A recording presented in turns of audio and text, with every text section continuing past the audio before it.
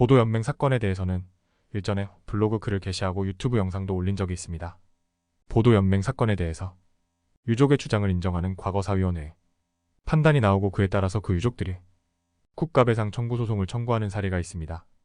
최근에도 이와 관련된 판결들이 계속해서 선고되고 있으므로 그중 하나의 사례를 소개해드립니다. 진실화해를 위한 과거사정리기본법, 즉 과거사정리법에 따라 설치된 진실화해를 위한 과거사정리위원회, 즉 과거사정리위원회는 경상 코발트 광산 사건 관련자들의 진실규명 신청을 접수하였습니다. 원고에는 2021년 8월 13일 아버지 망 제이가 경상 코발트 광산 사건의 피해자라고 주장하면서 과거사정리위원회에 진실규명 신청을 하였고, 과거사정리위원회는 2023년 7월 18일 망 제이에 대하여 이 사건의 직접적인 가해기관은 대구지역경찰, 국군 제22연대 헌병대, 육군정보국 소속의 CIC 방첩대이다. 따라서 민간인 불법 살해의 최종적인 책임은 군경을 관리감독해야 하는 국가에 귀속된다. 대구 국민보도연맹 및 예비검속 사건은 국민의 생명과 재산 보호라는 1차적 임무를 수행해야 하는 군과 경찰이 관할 지역의 국민보도연맹원 등 예비검속된 사람들을 불법 살해한 민간인 집단 희생사건이다. 군경이 민간인들을 예비검속하여 법적 근거와 절차 없이 살해한 행위는 명백한 불법이다. 는 내용의 진실규명 결정을 하고 2023년 8월 9일 원고 A에게 통지하였습니다. 망 J의 유족들은 국가배상 청구 소송을 진행하였습니다. 법원은 과거사정리위원회는 이 사건 진실규명 결정을 함에 있어 신청인을 비롯한 유족들과 피해 상황을 직접 목격하거나 전해들은 참고인의 진술, 촉보, 국회보고서, 군경 관련 자료, 현장 조사 등을 통하여 사실관계를 확인한 점, 이 사건 진실규명 결정에 이르기까지 청취된 신청인 및 참고인의 진술 내용이 대부분 일관되고 서로 모순되는 부분이 없어 상당 부분 신빙성이 있다고 볼 수 있으며, 촉보 및 국회보고서에 기재된 내용과도 일치하는 점, 원고 A는 망 J가 경찰에 연행되던 모습을 직접 목격하였고 이후 망 J를 만나지 못한 것으로 보이는 점 등을 종합하면 망 J가 경상 코발트 광산 사건의 희생자인 사실을 인정할 수 있다고 판시하였습니다. 그러면서 경찰, 군인 등이 정당한 사유 없이 적법 절차를 거치지 않고 민간인인 망 J를 살해하여 헌법에 보장된 국민의 기본권인 신체의 자유, 생명권, 적법 절차에 따라 재판을 받을 권리 등을 침해한 이상 이는 적어도 외관상으로는 객관적으로 공무원인 경찰, 군인 등의 직무행위와 밀접한 관련이 있다고 봄이 상당하므로 결국 그와 같은 행위는 공무원의 직무상 불법 행위에 해당하고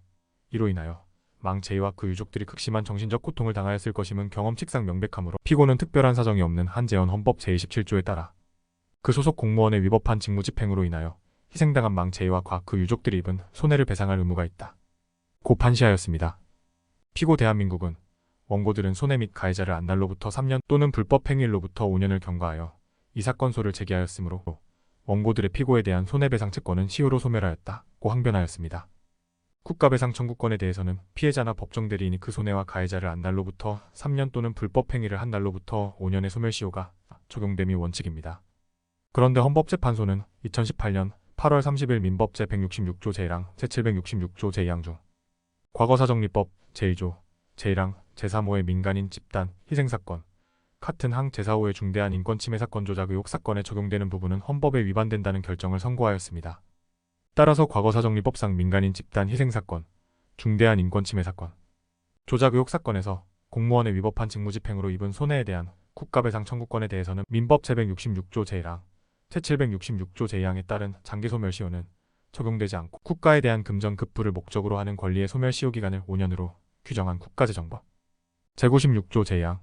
구예산회계법 제96조 제2항 역시 이러한 객관적 기산점을 전제로 하는 경우에는 적용되지 않습니다. 민법 제766조 제1항의 손해 및 가해자를 안날이란 피해자나 그 법정 대리인이 손해 및 가해자를 현실적이고도 구체적으로 인식한다를 의미합니다. 그 인식은 손해 발생의 추정이나 의문만으로는 충분하지 않고 손해의 발생 사실뿐만 아니라 가해행위가 불법 행위를 구성한다는 사실, 즉 불법 행위의 요건 사실에 대한 인식으로서 위법한 가해행위의 존재, 손해의 발생 및 가해행위와 손해 사이의 인과관계 등이 있다는 사실까지 안날을 뜻합니다. 이때 피해자 등이 언제 불법 행위의 요건 사실을 현실적이고도 구체적으로 인식한 것으로 볼 것인지는 개별 사건의 여러 객관적 사정을 참작하고 손해배상 청구가 사실상 가능하게 된 상황을 고려하여 합리적으로 인정하여야 하고, 손해를 안 시기에 대한 증명책임은 소멸시효 완성으로 인한 이익을 주장하는 자에게 있습니다. 과거사정리위원회가 과거사정리법 제2조 제1항 제3호의 민간인 집단 희생사건 같은 항 제4호의 중대한 인권침해 조작 의혹 사건에 대하여 진실규명 결정을 한 경우 그 피해자의 손해배상 청구권에 대한 민법 제766조 제1항의 단기소멸시효와 관련하여 손해 발생 및 가해자를 안날은 진실규명 결정일이 아닌 그 진실규명 결정 통지서가 송달된 날이 됩니다. 법원은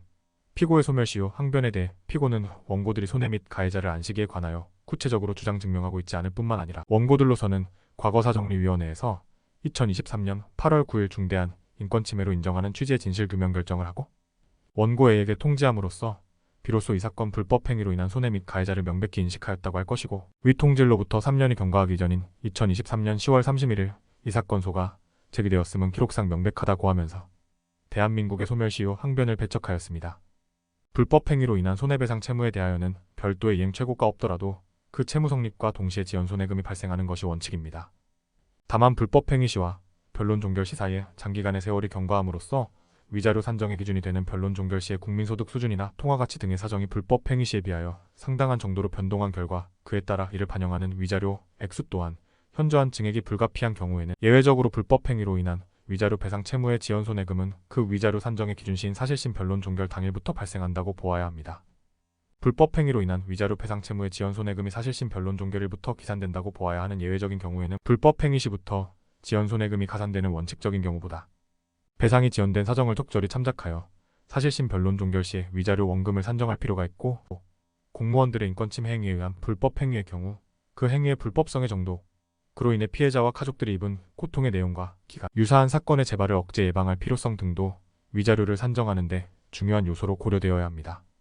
법원은 망 J와 그 유족들이 이 사건으로 인하여 겪었을 정신적 고통, 그 후 상당 기간 계속되었을 이들에 대한 사회적 편견과 경제적 어려움, 이 사건 불법행위의 내용과 정도, 불법의 중대함, 유사사건과의 형평, 망 J의 사망 당시 일실수입 산정을 위한 통계소득 자료가 없어 망인들에 대한 일실수익을 산정할 수 없는 점.